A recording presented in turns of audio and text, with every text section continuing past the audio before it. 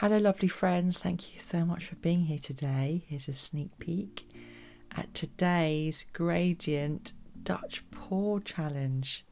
So Kim and I got together and we decided to do a gradient Dutch pour. I'd never heard of one before and it was so fascinating seeing how it's created. So I'm also using today Josonja's metallic range, and I'm just going to show you how I put this whole thing together. So people often ask, how do I mix my paints? And I thought I would just let you into a few little secrets today. So first of all, we've got our Amsterdam titanium white, and I'm making the cell activator, which is just going to be another paint that I'm going to be using in the Dutch pour intuitively. So as you saw there, I got the Australian Floetrol and I put 3 parts Australian Floetrol to titanium white and mixed it up to a nice fluid consistency. Now the first Josonja today is steel blue, and I'm putting in probably half of this container. So I've got my luscious gold next and I'm squeezing out half the container. Now these little pots are 16 mils, they're tiny pots, and I'm using about 30 mils, it's about half the container. It's a sort of paint, there's a tiny bit of liquid on top, so you're going to get more liquid in the first half that you squeeze out. And now I've got and as I go along, I'm just looking at the consistency, because I do my measuring and my pouring very intuitively, and you can measure by all means. After a while you do get a feel for the paint and how much you need. So with the steel blue, all of the names of the paints are on the side of the container unusually. I was looking at the front and the bottom and ended up finding it on the side. So I've got my 3 paints all all poured out, and then the last one is Aztec gold. Look at these gorgeous colours. I do love Josonja. It's the first time I've used them, but having used them on this Dutch pour, they give such a beautiful ethereal effect, so I'm definitely going to use them again. So now I've got about 30 mils of the paint in each of these containers. You can see how runny it is compared to the titanium whites. It's not as solid. And I've used the Base C and Liquitex gloss varnish as my pouring medium for the paints today.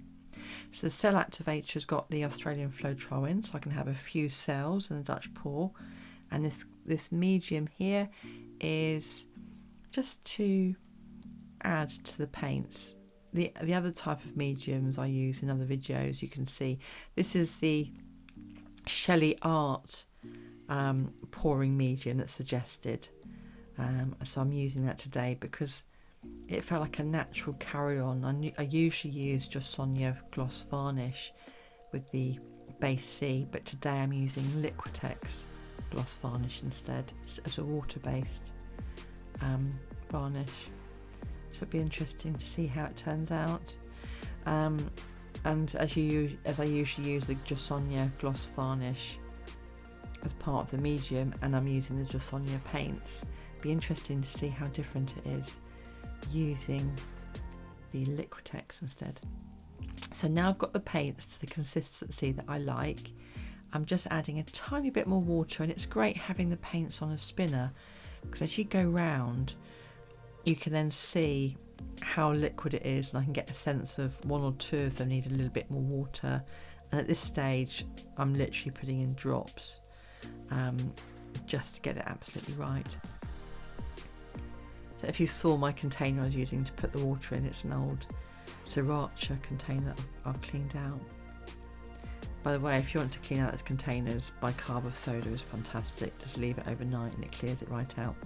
So now I'm making the next part of the Dutch pour, so I'm prepping everything before I do it today, as I usually do, and I'm just showing you the process.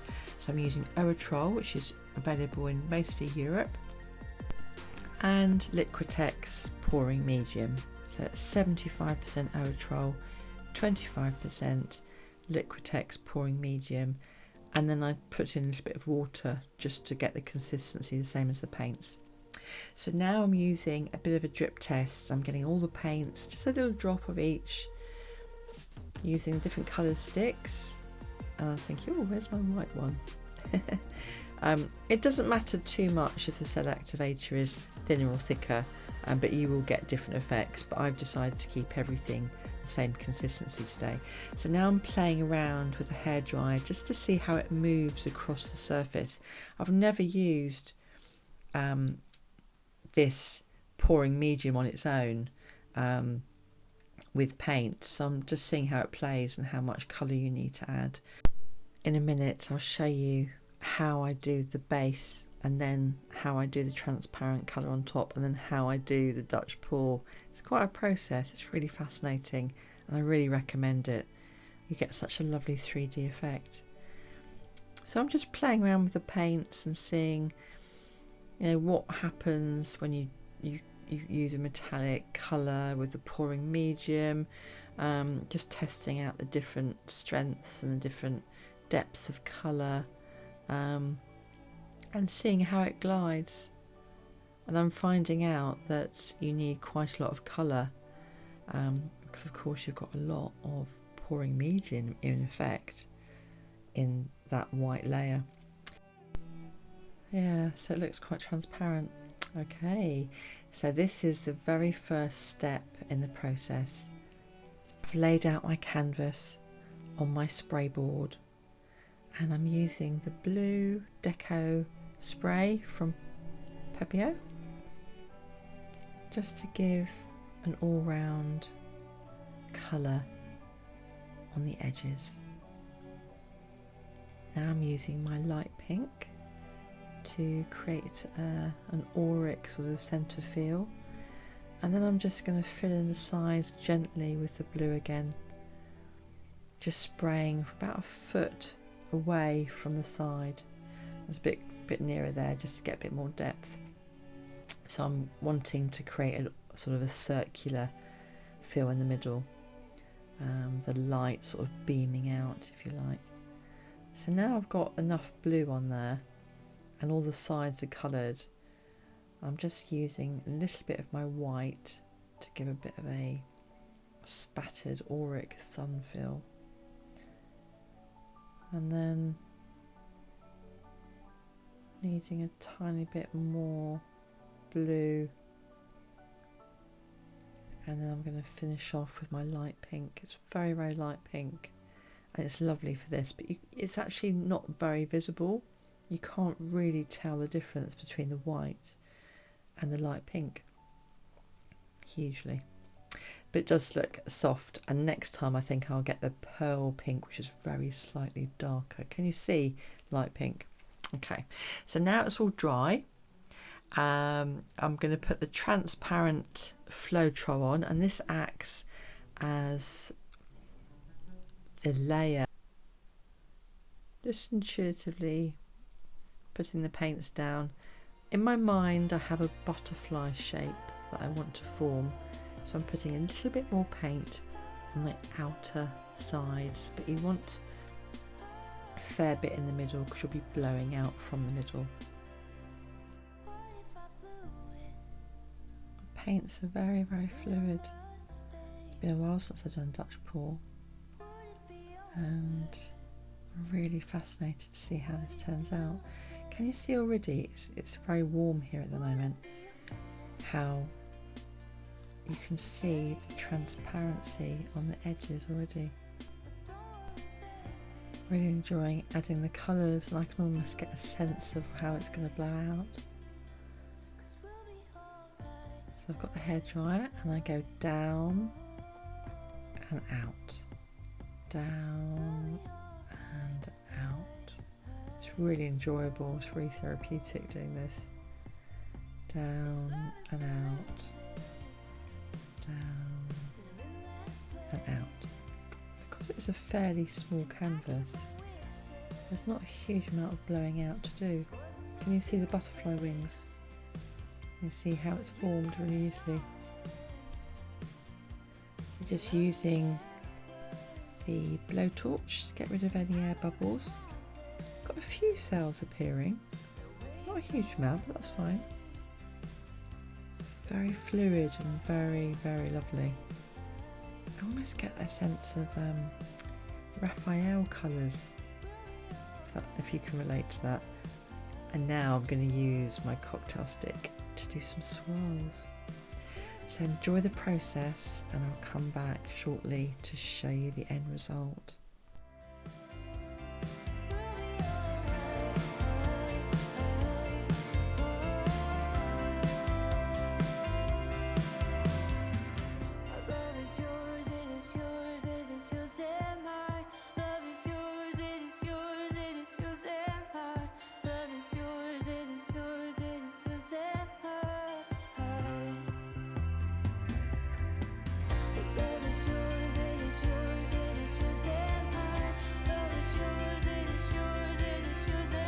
I've really enjoyed just showing you different parts of the process today, and I finished off the tips of the butterfly antennae with some gold.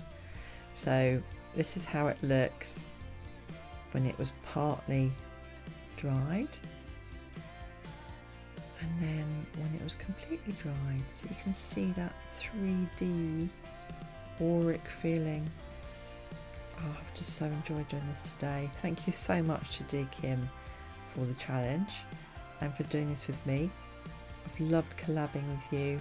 Please go and check out Kim's creations and see what she's got coming up. All the details, including Kim's link, will be in the description below and in the comment section. Kim's an amazing artist and wonderful friend, and I'm so excited to see what she has created. Thank you so much for being here, and I hope to see you again soon. Happy creating. See you soon. Bye.